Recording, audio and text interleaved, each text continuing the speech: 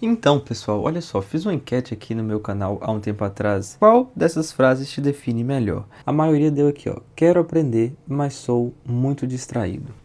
Isso nos leva a um ponto fundamental e a ideia de fazer esse vídeo. O maior inimigo do estudante hoje não é a preguiça, não é a falta de propósito ou sei lá, a falta de vontade. Não é nada disso. Pelo que eu tenho percebido e que eu tenho vivido, o pior inimigo é o excesso de distrações. Seja muito bem-vindo aqui a mais um vídeo. Meu nome é João Dias. Se você é novo aqui no canal, não se esqueça de deixar sua inscrição, de curtir esse vídeo, de compartilhar, né, caso ele seja útil. Pior inimigo dos estudos. E a primeira coisa que a gente já tem que falar é esse diagnóstico errado que a gente costuma fazer. Geralmente a gente atribui as coisas erradas à nossa falta de estudo. Como eu disse, a preguiça.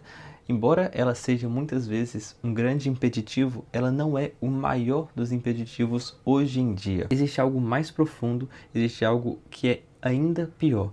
E são duas dessas coisas. A primeira, como eu já disse, é a distração. E a segunda é a superficialidade. Olha só, o problema real mesmo, o problema que você deveria estar atento, o problema que você deveria estar combatendo, né? Seria como que a sua maior dificuldade é, no fundo, a superficialidade. E ela atinge todos nós de maneiras diferentes. E ela é ainda mais perigosa que a preguiça porque ela não é visível tanto quanto a preguiça. A preguiça é essa falta de vontade, né? A gente consegue perceber claramente quando a gente está sendo preguiçoso, mas às vezes a gente não consegue discernir se a gente está sendo produtivo de fato ou é só uma ilusão de produtividade. Às vezes a gente não consegue discernir se a gente está aprendendo de fato algum conhecimento novo, com alguma leitura ou com algum vídeo, ou se a gente está simplesmente ocupando o nosso tempo com ruídos, né? Ocupando o nosso tempo com leituras, com mais informação, com mais dados, com mais estímulos. Então, é isso que a gente tem que começar a conseguir peneirar bem, conseguir refinar um pouco. E é sobre isso que se trata o vídeo de hoje, né? E a gente já vai aqui para o nosso segundo ponto, a sociedade da distração. Tem uma referência científica que eu coloquei aqui, mostrando como que a nossa atenção, a nossa capacidade de manter a atenção fixa em um ponto tem sido reduzida nos últimos tempos, né? A gente é quase que condicionado a ter uma atenção muito curta. Os vídeos, em geral, têm 30 segundos, né? Mas às vezes eu não fico esses 30 segundos, eu fico só 5. Então, no longo prazo, vai diminuindo cada vez mais a minha capacidade de atenção, de manter o foco em um único ponto por muito tempo. Quando eu comecei a me interessar pela leitura, eu li um livro chamado A Sociedade do Cansaço, inclusive é uma ótima recomendação aí para vocês. O ponto que ele aborda lá no livro é exatamente esse, né? Como que a nossa sociedade vive esse excesso de positividade. Como assim? Ninguém te obriga a nada, mas a gente é exaustivamente distraído por tudo. É como se tudo o tempo inteiro estivesse brigando por nossa atenção. É isso que o seu celular faz. Por isso que é perigoso você deixar o seu celular em cima da mesa enquanto você estuda. Cada mínima vibração daquele celular já será o suficiente para roubar a sua atenção. E eu falei tudo isso para dizer que, de certa forma, a superficialidade, ela nasce nesse excesso de distrações. Deu para entender? Porque uma vez que a gente está com a nossa atenção frouxa, a gente fica um pouco aqui nos estudos, um pouco aqui na leitura, mas um pouco no celular também, entendeu? É como se a minha mente estivesse dividida em dois pontos. Então a conclusão desse ponto, né, é essa. A superficialidade vem do excesso de estímulos e da ilusão de estar aprendendo quando na verdade não está. A gente tem perdido cada vez mais a noção do porquê estamos estudando, do porquê deveríamos estudar. A gente precisa começar a entender o estudo como um hábito, criar nele uma necessidade real, para que assim a gente possa fortalecer um hábito. Se eu preciso muito fazer uma coisa, é mais fácil que isso se torne um hábito na minha vida. Deu para entender? E olha só, eu marquei essa parte aqui porque achei bem interessante. Nesse livro ele fala muito sobre virtudes, né?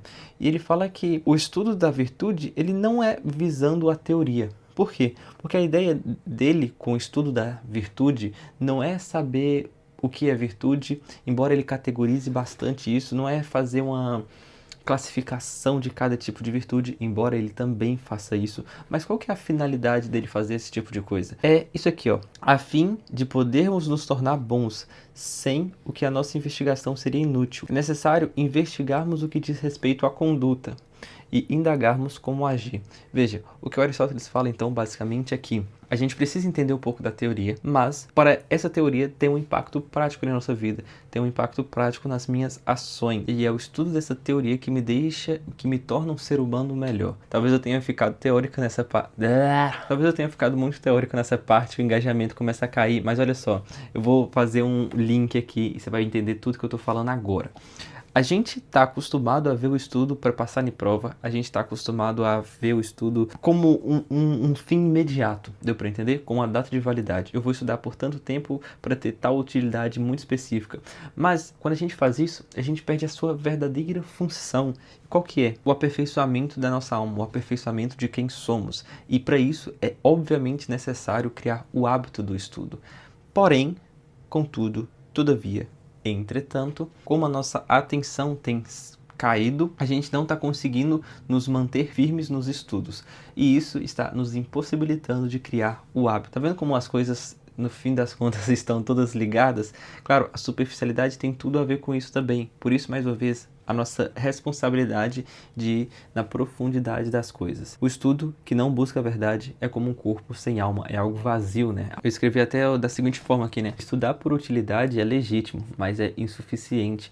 É preciso estudar por amor ao saber, pelo desejo da transformação interior. O estudo tem sim um fim prático e às vezes um fim imediato. Eu preciso estudar para passar numa prova. Sim, verdade.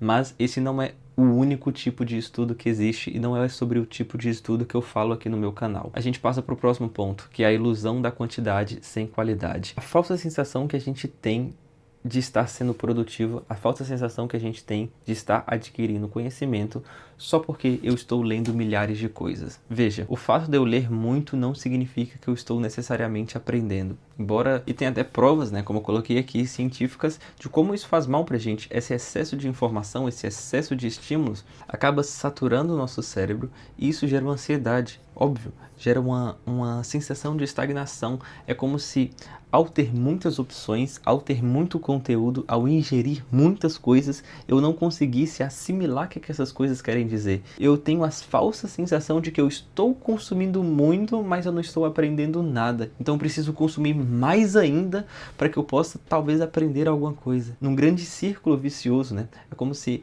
você tivesse a ideia de que você precisa cada vez estudar mais, ler mais, ver mais conteúdo, mas na verdade você precisa ver poucas coisas, ver poucos conteúdos, ler poucos livros, mas lê-los inteiramente. Não importa muito quantos livros você leu, mas sim o que você faz com o conhecimento que você tem. Tudo isso vai gerando cada vez mais essa superficialidade. O Boécio tem esse livro aqui, chamado A Consolação da Filosofia. Eu aconselho essa leitura para praticamente todo mundo que eu já vi na minha vida.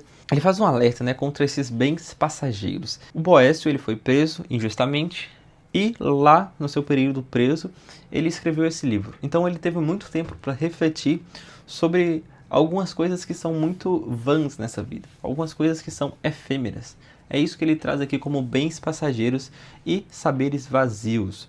A sabedoria verdadeira exige uma certa interioridade. Tem um provérbio que é: estudar sem refletir é como comer sem digerir. A gente precisa de tempo. E aí a gente entra num ponto fundamental, cara. A gente precisa parar de fazer as coisas com pressa. Pressa pra quê? Cara, você tá correndo pra quê? A competição é com quem? Pra você tá correndo tanto assim, entendeu? Por que você tá com tanta pressa pra acabar esse livro? Você vai ter que ler outro depois. Ter um pouco mais de paciência nas coisas. Uma das grandes virtudes para desenvolver uma vida de estudos é exatamente a paciência. Voltar todos os dias na atividade, às vezes não ver o resultado desejado, mas sempre permanecer nela. O que eu penso muitas vezes é que o fato da gente não refletir sobre as coisas que a gente estuda, a consequência dessas coisas, né, a cada vez mais nos traz a esse ponto de superficialidade. E a gente chega em uma sociedade em que muitas vezes está disposta a julgar tudo a partir de um mínimo recorte da realidade, né? Então é isso que a gente vê nas redes sociais. As pessoas veem um fragmento da vida de alguém, um vídeo de 10 segundos e acham que já estão aptas a julgar a vida dessa pessoa, a criticá-la, a, sei lá, fazer o que quiser, jogar pedra, invejar, enfim, É isso que é a cultura do cancelamento no final das contas, né? É a superficialidade traduzida em uma ação de massas. E veja, se a gente traz isso para o estudo, a gente percebe como tem muitas pessoas que, ao ler poucas coisas, já acham que tem a totalidade do saber. As pessoas têm uma pequena parte de algum conhecimento e já acham que são donos da verdade. O Boyce também fala sobre isso no livro, né? Então, cara, é muito perigoso a superficialidade. Todo e qualquer conhecimento, ele tem um nível de profundidade gigantesca. E quanto mais a gente se aprofunda, quanto mais a gente busca e quanto mais a gente tenta saber, mais a gente percebe que, na verdade, o buraco é mais embaixo, sempre existe um nível a mais para descer. Quanto mais a gente desce, mais uma vez, a gente vai percebendo novas riquezas, entendeu? Quanto mais você se aprofunda em um conhecimento, mais você vai se interessando por ele. Eu falo isso porque é o que acontece comigo, beleza? Então, o caminho de superar tudo isso que eu falei aqui é o seguinte: a vida intelectual é uma vocação. Ela exige o silêncio, a paciência, a regularidade e a vida interior. A prática que eu sugiro para vocês é exatamente esses 4 pontos que eu coloquei aqui. Leitura lenta e diária. Formar o hábito a partir de uma necessidade. Escrever, cara. Eu não escrevo todos os dias, obviamente, mas isso já me ajuda um pouco a ordenar os meus pensamentos. Silêncio e tempo sem estímulos digitais. Isso é difícil pra caramba, mas é benéfico. E o silêncio não é necessariamente um silêncio exterior. O silêncio aqui é um silêncio interior. Às vezes você pode colocar uma música, qualquer música que seja, mas só de você estar inteiramente escutando a música e não fazendo mais nada, já te ajuda a silenciar um pouco os seus pensamentos. E por fim, o pensamento profundo sobre uma ideia por vez. Isso é extremamente complicado, tá? Nenhuma dessas coisas são fáceis e é por isso que a gente vê que a superficialidade reina, porque ir na profundidade das coisas é extremamente difícil. Mas a conclusão que eu deixo aqui é o sentido esquecido do estudo. O estudo não serve para passar em prova, como eu falei, não é com a data de validade que você deve estudar, mas sim para formar o seu caráter, para se tornar uma pessoa boa, uma pessoa melhor, nas condições que você tem, beleza? Obrigado por ter ficado até aqui. Se você gostou desse conteúdo, não deixe de conhecer a parte de membros aqui no canal, onde eu falo de forma mais prática sobre os livros que eu tenho lido. Eu vou até mostrar para vocês, eu estou preparando alguns conteúdos novos, e aí eu deixo os livros marcados dessa forma, assim, virado para baixo, nas páginas que eu tenho coisas para falar. Mas então, eu vou trazer vários vídeos lá na comunidade sobre como aplicar os conhecimentos que estão nesses livros aqui. Se você tiver interesse, tá aí o link na descrição, e você vai estar apoiando o canal, certo? Muito obrigado por ter ficado até aqui. Qualquer sugestão de vídeo, qualquer ideia, pode deixar nos comentários. Me diz o que você achou desse vídeo e a gente se vê em breve.